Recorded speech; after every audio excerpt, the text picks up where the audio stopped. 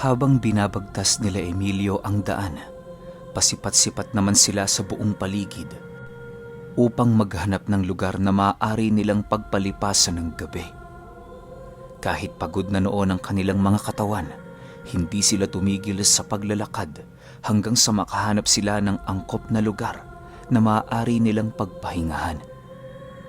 Sa pagdating nila sa isang masukal na daan di kalayuan sa baryo, pansamantala muna sila doong nagpahinga para naman makakuha ng karagdagang lakas kahit papaano. Iniinda na kasi noon ni Emilio ang kanyang likod dahil sa bigat ng pasan-pasan nilang gamit. Bagaman may bisa ng isang buhay na mutya ang kanilang katawan, dumarating din sa puntong naaabot nito ang sukdulan ng kanilang lakas at kakayahan. "Kuya, malalim na ang gabi. Siguro mas mainam na dumito na muna tayo. Wala naman akong nararamdaman sa paligid, kaya siguro ligtas ang lugar na ito hanggang umaga." Wika ni Upal habang nakaupo sa ugat ng puno. Nang marinig ito ni Emilio, agad naman siyang nagtipo ng mga dahon at kahoy sa gitna ng kanilang pinagpapahingahan upang makagawa ng siga. Tanging liwanag lang kasi ng buwan ang gumagabay sa kanila doon, kung kaya't masyadong mahirap ang magmasid sa buong paligid.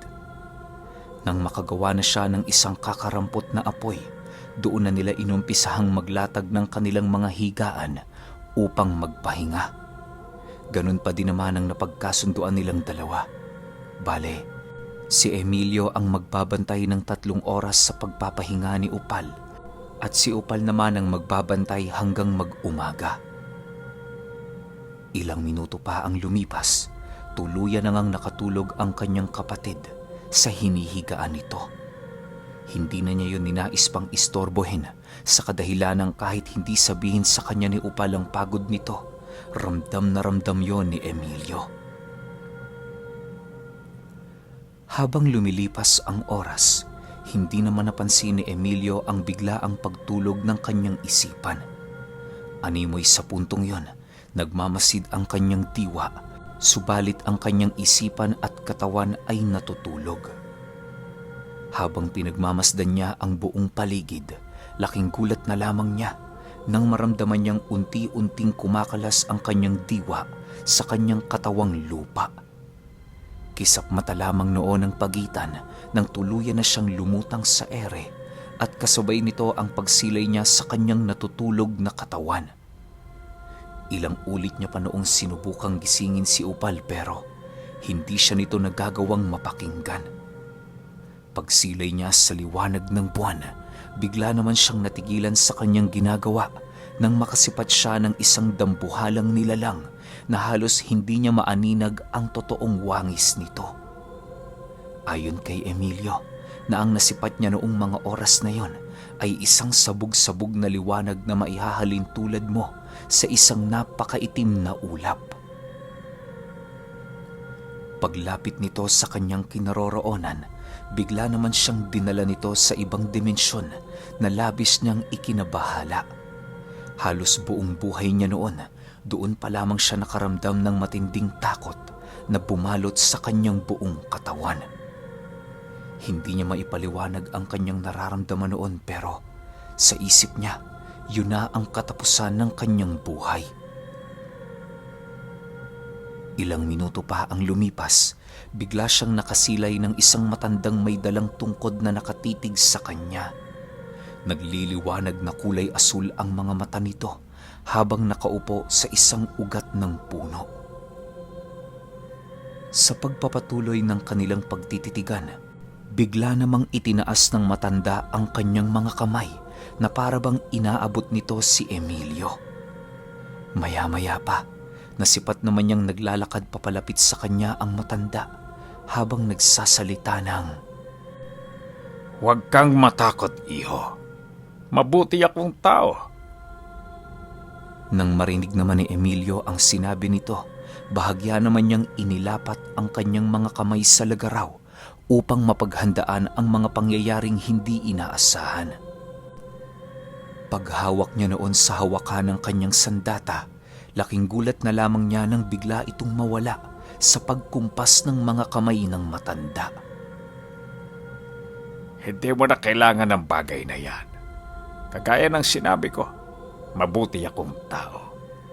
Ayokong makakita ng sandatang nagdudulot ng karahasan, kaya na may ipagpasensya mo ang aking ginawang hakbang. Wika ng matanda. Matapos nitong makapagsalita, bigla naman yung humarap ng mahinahon kay Emilio habang nakangiti.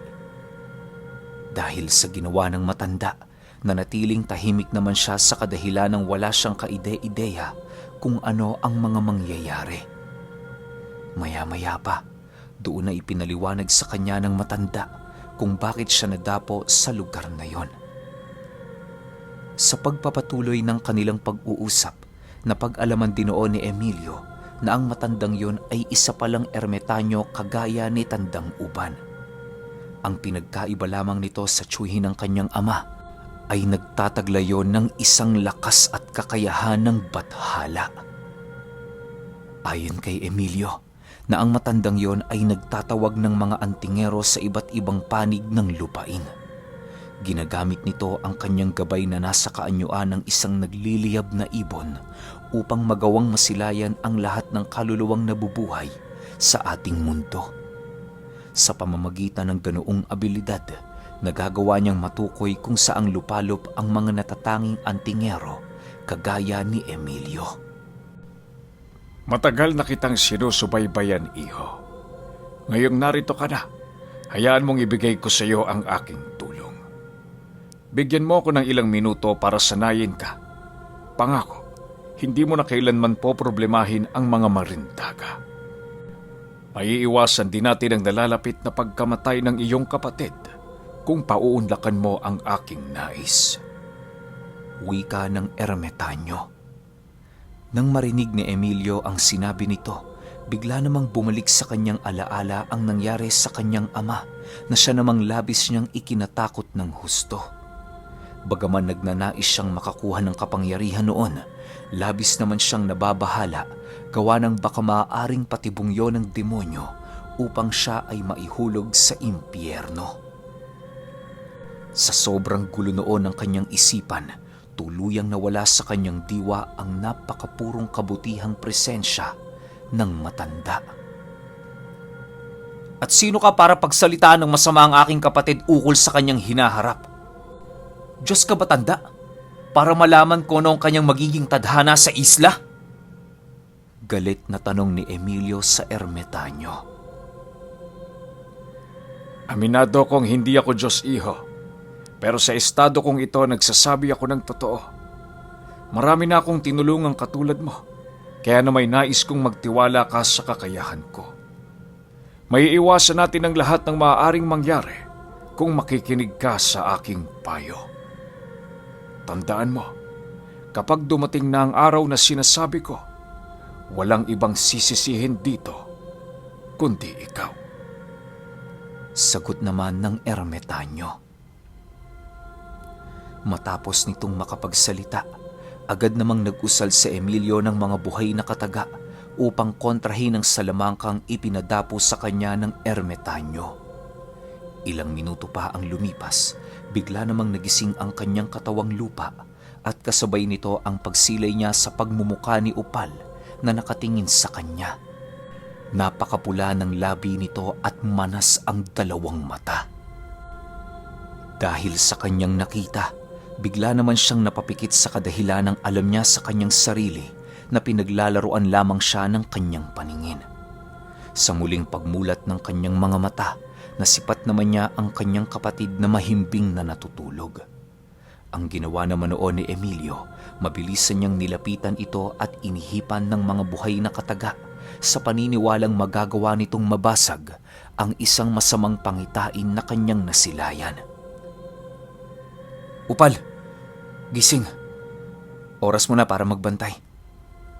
Wika ni Emilio sa kanyang kapatid. Sige kuya. Pasensya ka na kung masyadong napasarap ang tulog ko ha. Sagot naman sa kanya ni Upal paggising nito. Nang marinig naman ni Emilio ang sinabi ng kanyang kapatid, Ngumiti lang naman siya habang marahang ipinipikit ang kanyang mga mata. Bagaman may mga nangyayaring hindi kapani-paniwala, ninais niya pa rin noong kalimutan ang mga bagay na yon nang sa gayoy tuluyan na itong maialis sa kanyang isipan. Kinaumagahan paggising ni Emilio, bumungad sa kanya si Opal na umiiyak nang sa hindi malamang dahilan. Dala ng kanyang kuryosidad, agad naman niya itong nilapitan upang tanungin sa mga pangyayari. "Opal, bakit? May problema ba?" Tanong ni Emilio sa kanyang kapatid. Wala naman kuya. Isang masamang panaginip lang." Matapos nitong makapagsalita, doon inilahad ni Opal ang pangitaing kanyang nakita noong kinuha ng isang napakaitim na ulap ang kanyang diwa. Kagaya ng naranasan ni Emilio, nadapo din si Opal sa lugar ng ermitanyo subalit nadatnan niya itong wala ng buhay sa tabi ng kanyang gabay. Bagaman hindi niya kilala ang matandang yon, labis pa rin ang naramdaman niyang pagkaawa na parabang isa siya sa mga kamag-anak nito. Sa pagpapatuloy ng kanyang pagmamasid sa paligid, nakita niyang nalalanta na ang lahat ng puno at mga halamang naroon na parabang tuluyan na itong nabalot ng salot at kasamaan. Ilang minuto pa ang lumipas, bigla namang bumalik ang wisyo ni Opal sa kanyang katawan hanggang sa hindi maglaon nakaramdam siya ng labis na kalungkutan.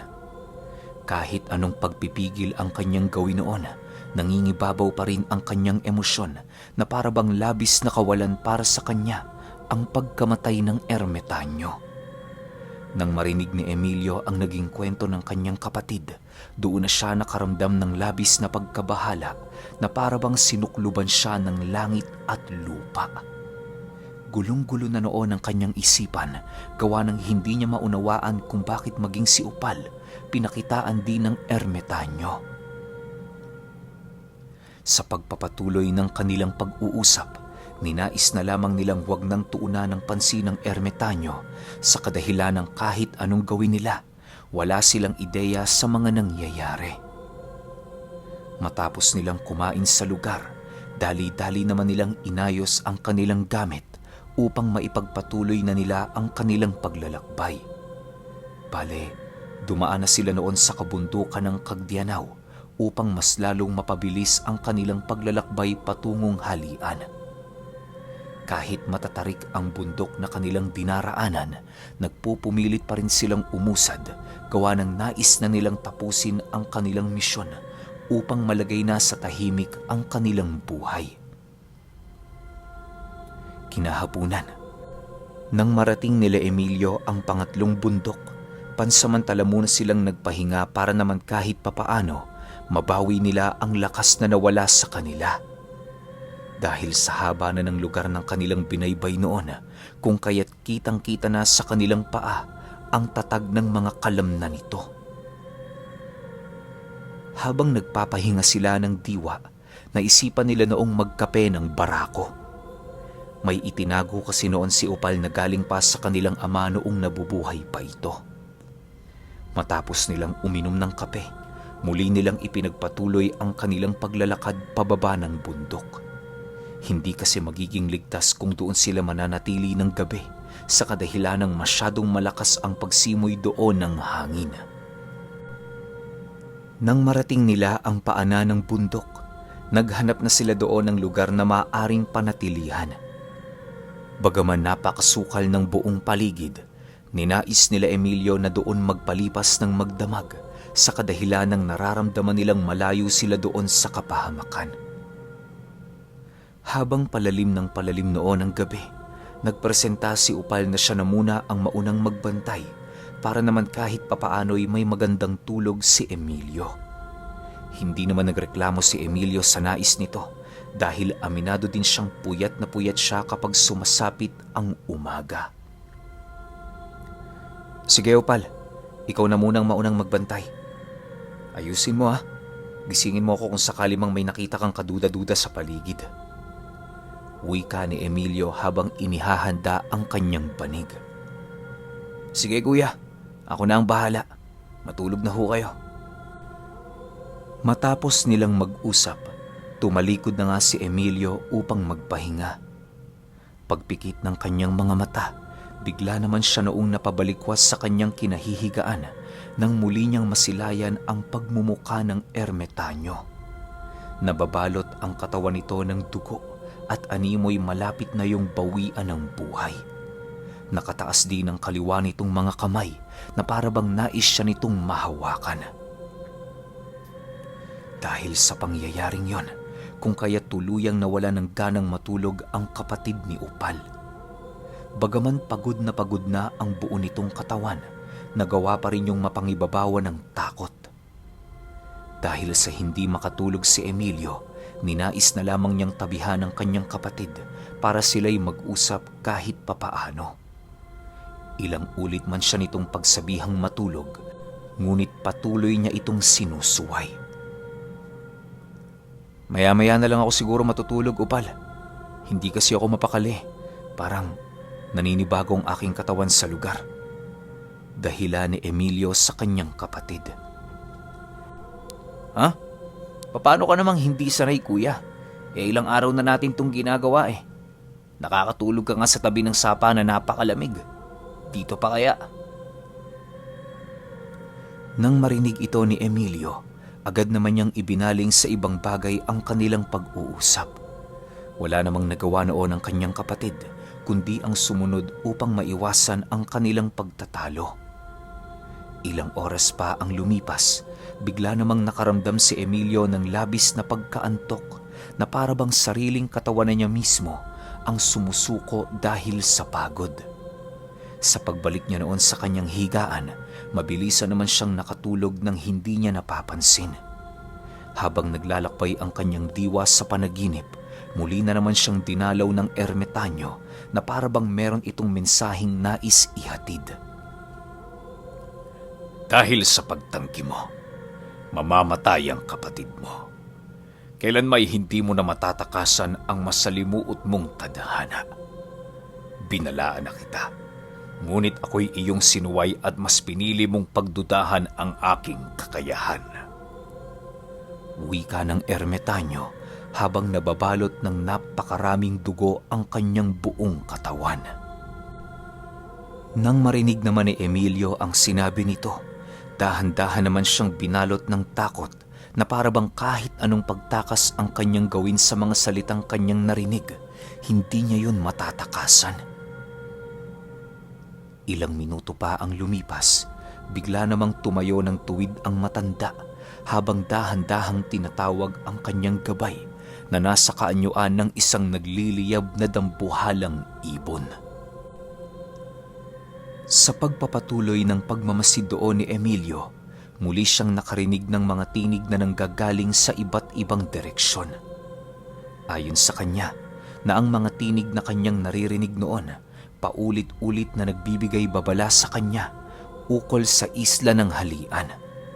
Sinabihan din siya noon ng ermetanyo na kung hindi niya nagawang talikuran ang kanyang alok, maaaring hindi niya nadadanasin ang pagkawala ng kanyang kapatid pagdating nila sa isla. Kung sa isla mamamatay ang kapatid ko, mas mabuti pang itigil ko na ang misyong ito. Sa ganoong paraan, maaari kong mapigilan ang tadhanang nakaatang sa kanyang mga balikat. Wika ni Emilio nang marinig niya ang paulit-ulit na babala ng ermetanyo.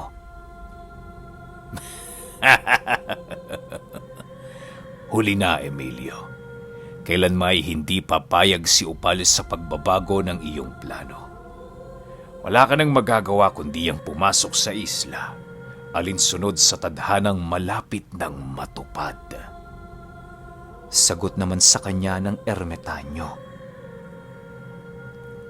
Matapos niyang marinig ang sinabi nito, agad naman siyang nag-usal ng mga buhay na salita upang pwersahang pabalikin sa kanyang katawang lupa ang kanyang diwa. Wala namang nagawa noon ang ermetanyo, kundi siya ay pagmasdan habang patuloy na naliligo sa kanyang sariling dugo. Ilang minuto pa ang lumipas, bigla namang napabalikwas si Emilio sa kanyang pagkakahiga at kasabay nito ang pagsilay niya kay Upal na namumutla at burado na naman ang mga mata. Dahil sa naranasan na niya ang ganoong bagay, kung kaya't hindi na siya nabigla, bagkus ay ikinurap na lamang niya ang kanyang mga mata para mawala ang kanyang mga nakikita. Matapos ang mga pangyayaring yon, agad naman siyang lumapit sa kanyang kapatid upang kausapin ito sa pagbabago ng kanilang plano. Upal, kanina habang natutulog ako, napag-isip-isip kong wala nang saysay ang misyong ito. Pumalik na lang kaya tayo sa Tago, mag-umpisa tayo ng ating mga buhay at magtayo ng ating mga sariling pamilya. Siguro naman, hindi pa huli ang lahat para umatras, di ba? Mahinahong wika ni Emilio sa kanyang kapatid. Bakit naman kuya, pabigla-bigla ang pagbabago ng isip mo? Napakalabo naman ata kung babalik pa tayo ng Tago. Malapit na tayo sa halian eh. Kaya mas mainam sigurong ipagpatuloy na lang natin ang bagay na ito. Mas ikakatuwa ni Itay at Inay kung malilipol natin ng sabay-sabay ang mga marindaga. Sagot naman sa kanya ni Upal. Dahil sa sinabi nito, kung kaya't napilitan si Emiliong sabihin sa kanyang kapatid ang hinaharap ng kanilang paglalakbay. Inilahad niya din dito ang tungkol sa mga sinabi ng ermetanyo ukol sa kanilang magiging tadhana sa isla ng halian. Bagaman ginawa na ni Emilio ang lahat para makumbinsi si Upal, patuloy pa rin yung nakadikit sa kanyang paniniwala. Ayon kay Upal, walang sino man ang makakapagdesisyon ng kanyang buhay kundi siya. Hindi rin kasi ito naniniwala sa tadhana, gawa ng para sa kanya, lahat ng bagay ay may pagkakataong magbago depende sa takbo ng sitwasyon. Ilang minuto pa ang lumipas, doon na nga nag-umpisa ang kanilang pagtatalo dahil sa hindi pagkakasundo ng kanilang nais. Si Emilio noon, kitang-kita na sa pagmumuka ang kanyang galit, subalit sa hindi malamang dahilan, walang takot siyang sinagot-sagot ng kanyang kapatid. Maya-maya pa, bigla naman siyang natigilan sa kanyang kinauupuan nang makarinig siya sa kanyang isipan ng isang tinig na nagsasabi ng, "Wala ka nang magagawa. Huli na ang lahat, Emilio. Tanggapin mo na lang ng buo para hindi ka mahirapan. Binalaan na kita, pero hindi ka sa akin nakinig."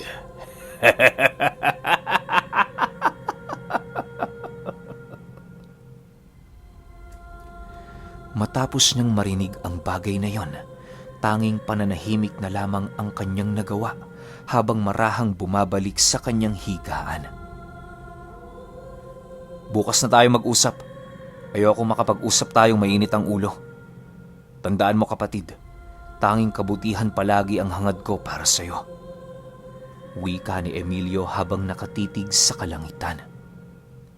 "Alam ko naman yon kuya, pero ituloy na natin ang planong ito. Nangako tayo kay Itay. Lilipulin natin silang lahat. At saka, kung ano man ang mangyari sa akin sa isla, sarili ko yung kagustuhan. Huwag mong sisihin ang sarili mo." Sagot naman ni Upal. Nang marinig ni Emilio ang sinabi nito, pinili na lamang niyang bumalik sa pagkakatulog upang ipagpahinga ang kanyang sarili.